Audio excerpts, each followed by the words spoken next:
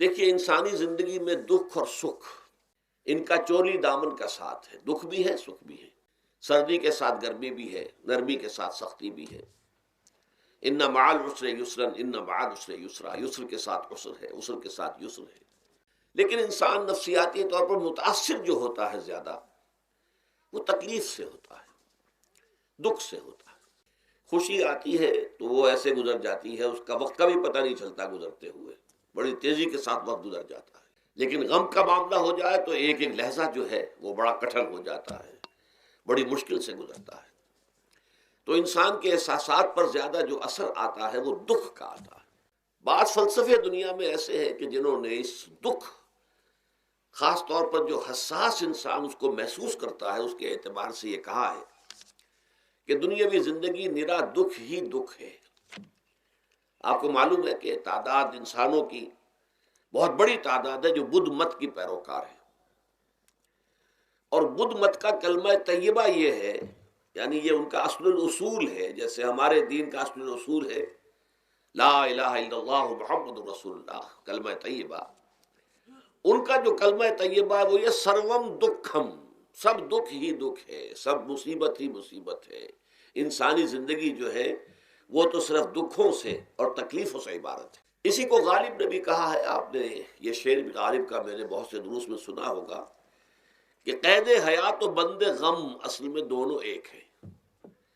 یہ قید حیات ہے، ابھی آپ حدیث سن رہے تھے الدنیا سجن المومن، مومن کے لیے یہ دنیا کی زندگی جو ہے جیل خانہ ہے، یہ قید ہے، قید حیات۔ جیسے جیل میں آدمی اپنی مرضی سے نہیں جاتا، بھیجا جاتا ہے، اپنی مرضی سے نہیں نکلتا بلکہ نکالا جاتا ہے۔ اسی طرح لائی حیات آئے قضا لے چلی چلے، اپنی خوشی سے آئے نہ اپنی خوشی چلے۔ تو دنیا کی زندگی جو ہے وہ واقعتاً ایک اعتبار سے قید خانہ ہے۔ قید حیات و بند غم اصل میں دونوں ایک ہیں۔ جب تک یہ زندگی رہے گی غم بھی لگا رہے گا، تکلیفیں لگی رہیں گی، مصائب آتے رہیں گے، انسان کو دکھوں کا سامنا رہے گا، واسطہ رہے گا۔ موت سے پہلے آدمی غم سے نجات پائے کیوں؟ ظاہر بات ہے جب تک زندگی ہے تو غم ہے، تو موت سے پہلے نجات نہیں مل سکتی۔ اگرچہ اس کے بعد کا اگلا مرحلہ جو ہے، جو حقیقت کو جاننے والے ہیں وہ تو جانتے ہیں کہ اس کے بعد تو غم کا اور بڑا کڑا مرحلہ آنے والا ہے۔ اب تو گھبرا کے یہ کہتے ہیں کہ مر جائیں گے، مر کے بھی چین نہ پایا تو کدھر جائیں گے؟ اگر اللہ ہمیں معاف فرمائے، اپنی رحمت اور مغفرت سے ہمیں ڈھانپ لے، جیسے کہ حضور نے فرمایا الا یتغمدنی ربی برحمتہ، حضور نے فرمایا کہ کوئی انسان بھی محض اپنے اعمال کی بنیاد پر جنت میں نہیں داخل ہو سکے گا جب تک کہ رحمت خداوندی دستگیری نہ کرے۔ کسی صحابی نے بڑی ہمت کی، بڑے جرت کا معاملہ کیا، پوچھ لیا کیا حضور آپ بھی؟ ظاہر بات ہے آپ بھی انسان ہیں، آپ بھی بشر ہیں، قرآن مجید میں کہلوایا گیا ہے اور انما انا بشر مثلکم۔ تو اگر آپ کہتے ہیں کوئی انسان جنت میں داخل نہیں ہو سکے گا محض اپنے اعمال کی بنیاد پر جب تک کہ رحمت خداوندی دستگیری نہ کرے، تو کیا آپ بھی اس قاعدہ کلیہ میں شامل ہیں؟ آپ نے فرمایا ہاں میں بھی، الا یتغمدنی ربی برحمتہ، جب تک کہ میرا رب مجھے اپنی رحمت سے ڈھانپ نہیں لے گا میں بھی جنت میں داخل نہیں ہو سکوں گا۔ تو اس اعتبار سے اللہ تعالیٰ وہاں ہمیں بچا لے، لیکن جو وہاں نہیں بچایا گیا، اب ظاہر بات ہے کہ اس کے لیے جو مصیبت ہے وہ تو پھر دائمی ہے، ابدی ہے، دکھ ہی دکھ ہے۔ تو پہلی شکل جو ہے دکھ کی، جیسا کہ میں نے عرض کیا، وہ ناگہانی دکھ، کوئی آفت ارضی، کوئی آفت سماوی، خواہ وہ انفرادی ہو خواہ اجتماعی۔ اس کے ضمن میں کیا علاج ہے؟ ظاہر بات ہے کہ اس کا علاج یہ تو نہیں ہو سکتا کہ آپ اس کو ختم کر سکیں۔ انگریزی کا ایک محاورہ ہے what cannot be cured must be endured۔ جو چیز جو ہے جس کا علاج نہیں ہو سکتا وہ تو برداشت کرنی پڑے گی۔ بعض بیماریاں بھی ایسی ہیں، ڈائبٹیز ہو گئی ہے، شوگر کا مرض ہو گیا، ڈاکٹر آپ کو بتائے گا کہ بھائی اب یہ مرض جائے گا نہیں، اب آپ کو اس مرض کے ساتھ ہی اپنے آپ کو ایڈجسٹ کر کے اپنی غذا وغیرہ اس کے مطابق طے کر لیجئے، ورنہ یہ کہ یہ نہ سمجھیے کہ یہ مرض چلا جائے گا۔ تو what cannot be cured must be endured۔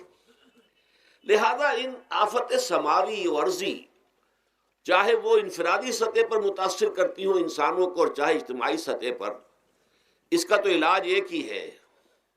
عربی میں بھی ایک محاورہ یہ ہے کہ کسی نے پوچھا تھا کہ بچھو کے کاٹے کا کیا علاج ہے؟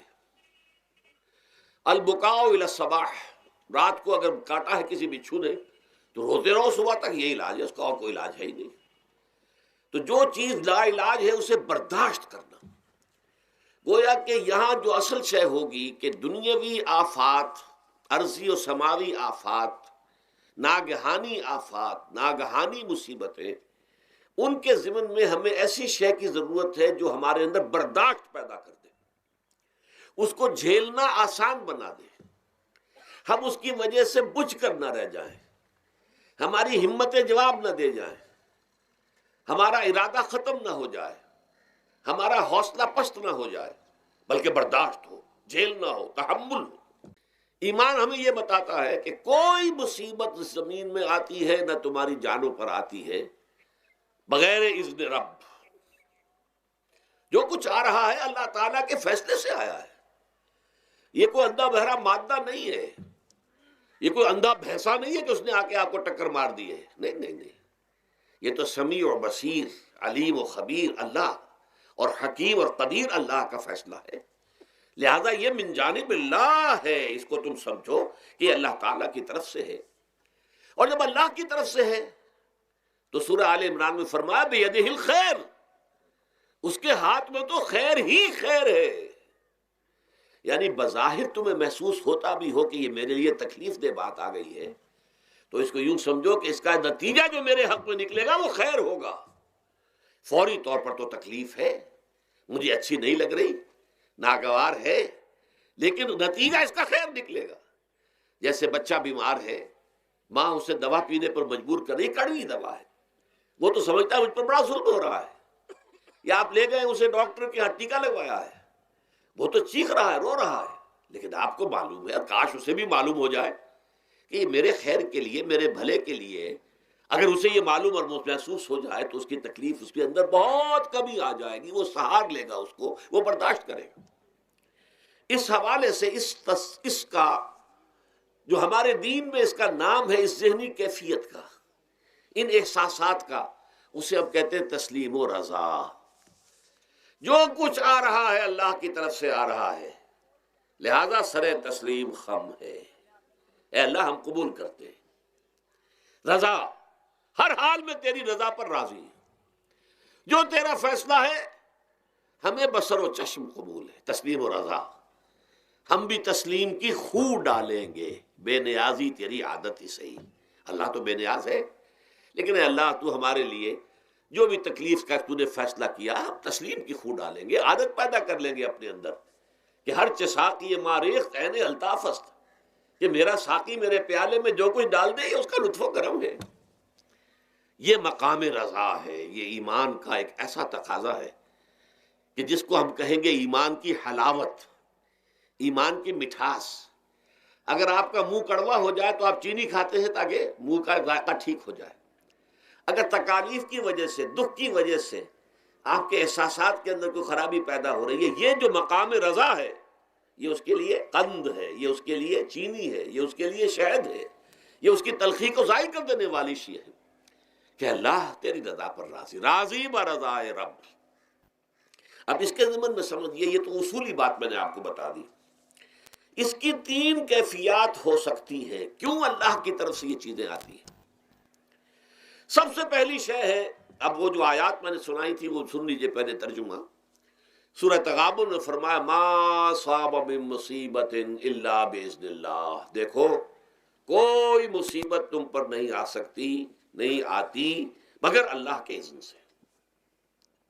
ومن یؤمن باللہ، اور جو شخص اللہ پر ایمان رکھتا ہو، یہد قلبہ، اللہ اس کے دل کو ہدایت دے دیتا ہے، اس کے دل کو سکون عطا کر دیتا ہے، وہ راضی برضائے رب ہو جاتا ہے، اس میں شکوہ نہیں رہتا، اس میں شکایت نہیں ہوتی، اس میں تلخی نہیں ہوتی، کیوں ہو گیا، کیسے ہو گیا، کیوں ہو گیا، نہیں ہونا چاہیے، نہیں نہیں نہیں۔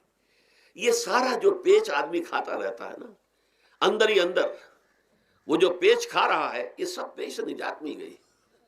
برو کشید سے پیچا کہ ہست و بود مرا، چے اقدہا کے مقام رضا کشود مرا، یہ پیچ کھانا جو ہے، پیچا کے ہست و بود، اس سے اللہ تعالیٰ نے مجھے نجات دے دی ہے مقام رضا کے ذریعے سے۔ کتنے بڑے بڑے عقدے میرے حل ہو گئے اس مقام رضا سے، چے عقدہا کہ مقام رضا کشود میرا، میرے تو بہت سے عقدے اس سے حل ہو گئے۔